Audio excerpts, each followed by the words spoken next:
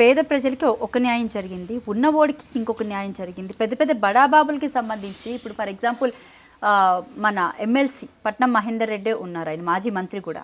ఆయనకి సంబంధించి ఎఫ్టీఎల్లోనే అంటే చెరువులోనే ఆయన ఫామ్ హౌస్ ఉంది. దాన్నంత క్లియర్ కట్గా తెర మీద చూపించినా కూడా, అంటే బయట ప్రపంచానికి చూపించినా కూడా దాని మీద ఎలాంటి యాక్షన్ తీసుకోలేకపోయారు. కానీ ఇక్కడ ఉన్నట్లయితే చాలా మంది పేదవాళ్ళ ఇల్లు అక్రమంగా కూలగొట్టడం జరిగింది, చాలా నిర్దాక్షణంగా కూలగొట్టడం జరిగింది. ఒకరు కాదు, ఇద్దరు కాదు, కొన్ని వందల మంది, కొంతమంది అయితే సూసైడ్ చేసుకున్నారు. అది కరెక్ట్ కాదు, దాన్ని మేము ఖండిస్తున్నాం. వాస్తవంగా అది జరుగుతుంటే ఏం చేశారు, అది అంత జరుగుతుంటే ఏం చేశారు? ఇప్పుడు కూలగొట్టి నష్టపెట్టడం కన్నా అప్పుడు జరుగుతుంటే ఏం చేశారు? ఇప్పుడు నేనున్నాను, మీరు అధికారంలో ఉన్నారు, మీరు చూడకుండా అది నడుస్తూ ఉంది. నేను అక్కడ అంత జరుగుతుంటే ఏం చేస్తున్నావు అని నిన్ను అడగాలి కదా.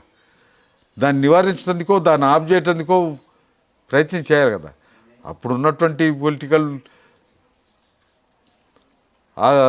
రాజకీయాలతోటి వాటన్నిటిని నడిపించారు. ఇప్పుడు కూలగొట్టుకుంటూ ఇబ్బంది పెడుతున్నారు. అది ఒకవేళ గవర్నమెంట్కి గొప్ప పేరు వస్తుంది అనుకుంటున్నారేమో, కానీ అది ఎప్పుడు గొప్ప కాదు. ఆ పద్ధతుల్లో చేయటం సరైంది కాదు. అసలు మొన్న జరిగిన రాజకీయాలు అంటే ఎలక్షన్స్ ఏవైతే ఉన్నాయో, తీవ్ర వ్యతిరేకత ఏదైతే ఉందో బీఆర్ఎస్ పార్టీ మీద వ్యతిరేకత, అది ఖమ్మం నుంచే మొదలైందని చూసుకో. ఖమ్మం నుంచే మొదలైంది. ఈ కాన్స్టెన్సీ అసలు మెయిన్ కాన్స్టెన్సీ అయ్యింది. ఈ ఖమ్మం కానీ, వైరా కానీ, లేకపోతే ఇల్లందు కానీ, ఇక్కడ ఈ ఖమ్మం డిస్టిక్కి ఎంటైర్ ఖమ్మం డిస్టిక్కి సంబంధించి ఇక్కడ జరిగినటువంటి ప్రచారం, మౌత్ టాక్ ఏదైతే ఉందో ఎంటైర్ తెలంగాణ మొత్తం కూడా పాకింది. అసలు ఇక్కడి నుంచే మెయిన్ రాజకీయం అనేది మొదలైందని చెప్పచ్చు. అయితే ఈ ఏదైతే వ్యతిరేకత ఉందో, ఈ వ్యతిరేకత ఇప్పుడు కాంగ్రెస్ పార్టీ ఇక్కడ బలంగా ఉందని చెప్పుకోవచ్చా? అంటే చూడొచ్చా? అంటే ఆ వ్యతిరేకత వల్లే ఖమ్మం మీద ఏదైతే ఖమ్మంలో జరిగినటువంటి ప్రచారం ఏదైతే ఉందో, బీఆర్ఎస్ పార్టీ మీద వ్యతిరేకతతోనే ఖమ్మం ఇక్కడ కాంగ్రెస్ పార్టీ నిలబడిందని చూడొచ్చు. మరి ఇప్పుడు కాంగ్రెస్ పార్టీ ఇక్కడ కఠినంగా ఉంది అంటే ప్రజలకు మంచి చేస్తుంది? అసలు మొదటి నుంచి కూడా ఇక్కడ కాంగ్రెస్ పార్టీ బలంగా ఉంది. కాంగ్రెస్ కంచుకోట ఖమ్మం. అవును, ఇక్కడ బీఆర్ఎస్ పార్టీ 14లో కానీ 18లో కానీ ఇప్పుడు కానీ కాంగ్రెసే గెలిచేది. ఒకసారి బీఆర్ఎస్లో గెలిచి కాంగ్రెస్లోకి వచ్చాను అనుకోండి. ఇంతకు ముందు కూడా ఇక్కడ కాంగ్రెస్లో గెలిచి బీఆర్ఎస్లోకి పోయారు. కోరం కనకయ్య, హరిప్రియ, వన్మ వెంకటేశ్వరరావు, పాయ వెంకటేశ్వర్లు, శ్రీనివాసరెడ్డి కూడా. శ్రీనివాసరెడ్డి వైఎస్ఆర్ దాంట్లో గెలిచి అందరు కూడా బీఆర్ఎస్లోకి పోయారు.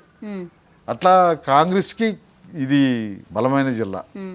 ఇక్కడ మొదటి నుంచి కూడా వాళ్ళకు అది ఉంది. ఇక ఎక్కడ మొదలైంది ఏందనే దానికి ఈడ కాదు, అసలు మొదలైంది వరంగల్, మహబూబ్ నగర్, నిజామాబాదు, ఇక్కడ మొదలైంది వ్యతిరేకత. అక్కడి నుంచి వీళ్ళు ఎప్పుడు ఉండేటోళ్ళే కాంగ్రెస్ వాళ్ళు ఈ జిల్లాలో. ఆ జిల్లాల్లో బీఆర్ఎస్కున్నటువంటి ఇదంతా దెబ్బతిన్నది. అట్లా చూడాలి, కానీ మనం ఈ నుంచి మొదలైందని చెప్పాల్సిన అవసరం. అంటే ఈ నియోజకవర్గానికి సంబంధించి ఇప్పుడు ఇంతగానో మౌత్ టాక్ జరిగింది, లేకపోతే ఇంత పెద్ద ఎత్తున ప్రచారం చేసినప్పుడు, కాంగ్రెస్ కంచుకోట అయినప్పుడు, ఇక్కడి నుంచి ఇద్దరు మంత్రులు ఉన్నారు మనకి, పొంగులేటి శ్రీనివాసరెడ్డి కానీ లేకపోతే తుమ్మల నాగేశ్వరరావు కానీ. ఏ మాత్రం ఇక్కడ ఖమ్మం నియోజకవర్గానికి ఎంత మంచి పనులు చేస్తున్నారు, ఎంతమంది లబ్ధి పొందారు అసలు? ఇప్పుడు ఇక్కడ ముగ్గురు మంత్రులుగా రావడానికి కారణం, ముగ్గురిని ఒక జిల్లా నుంచే ముగ్గురిని మంత్రులని ఇవ్వకూడదు. వేరే జిల్లాలు ఉన్నాయి, వేరే జిల్లాల నుంచి అవసరం ఉంది. ఈ నుంచి ఎందుకు ఇచ్చిండ్రు అనే దానికి వస్తే, ఈడ ఎవరిని పక్క పెట్టినా కానీ నష్టం జరుగుద్ది అనేది పట్టుకుంది. ఆ భయంతో వీళ్ళని ముగ్గురిని ఈడ మంత్రుల్ని చేశారు. లేకపోతే ఒక దగ్గరనే ముగ్గురు మంత్రులు ఉండకూడదు కదా. ఏ రూల్ ప్రకారంగా చూసినా వాళ్ళ పార్టీగానే కాంగ్రెస్ పార్టీగానే ఈడ వీళ్ళని ఎవరిని కదిలిచ్చినా నష్టం జరుగుద్ది అనేటువంటిది ఉంది. మళ్ళీ ఎవడు ఏ జెండా ఎగిరేస్తాడో అనేటువంటి సిచ్యువేషన్. అందుకని ఆ పద్ధతుల్లో వీళ్ళకి ముగ్గురిని మంత్రుల్ని చేశారు. లేకపోతే ఈయన్నే మూడు మంత్రులు ఉండాల్సిన అవసరం లేదు.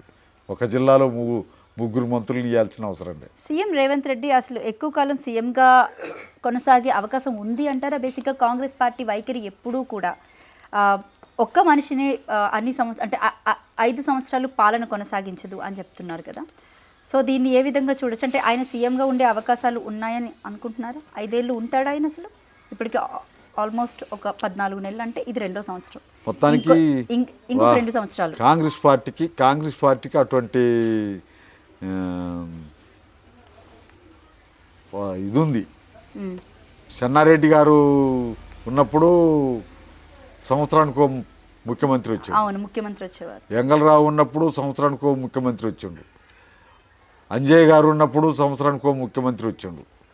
అట్లా 5 సంవత్సరాలు పూర్తి చేసినటువంటి వ్యక్తి ఎవరా అంటే రాజశేఖర రెడ్డి ఒకడే. ఆయన ఓకే, రాజశేఖర రెడ్డి గారు ఒకడే, ఆయనే 5 సంవత్సరాలు ఉన్నాడు. ఇవాళ రేవంత్ రెడ్డి ఉంటాడా అనేటువంటి దానికి వస్తే మొత్తానికి అక్కడక్కడ వివిధ కోణాల్లో కనపడుతుంది. ఉండడా అనేటువంటిది ఆ సూచనలు కనపడుతున్నాయి. దాన్ని ఎట్ట నిలబెట్టుకుంటా అనేటువంటి విషయానికి వస్తే వేసి చూడాల్సిందే. అంటే మీరేమనుకుంటున్నారు? ఉంటారనుకుంటున్నారా, ఉండరనుకుంటున్నారా? మేము ఇప్పుడు ఏం చెప్పదలుచుకోలే.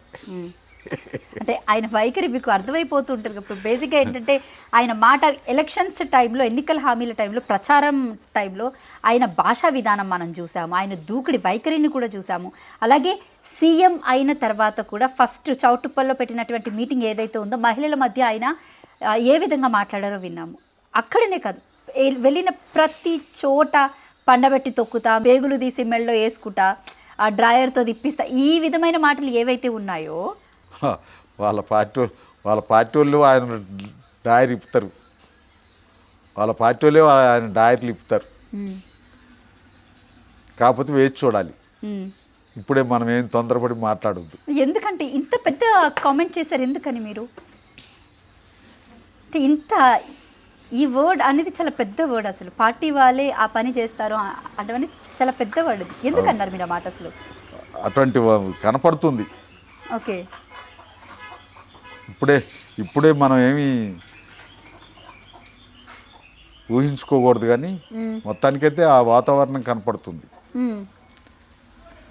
కాకపోతే ఆయనకన్నా ధీటైనటువంటి వ్యక్తులు ఇంకెవరు కనపట్టాలి.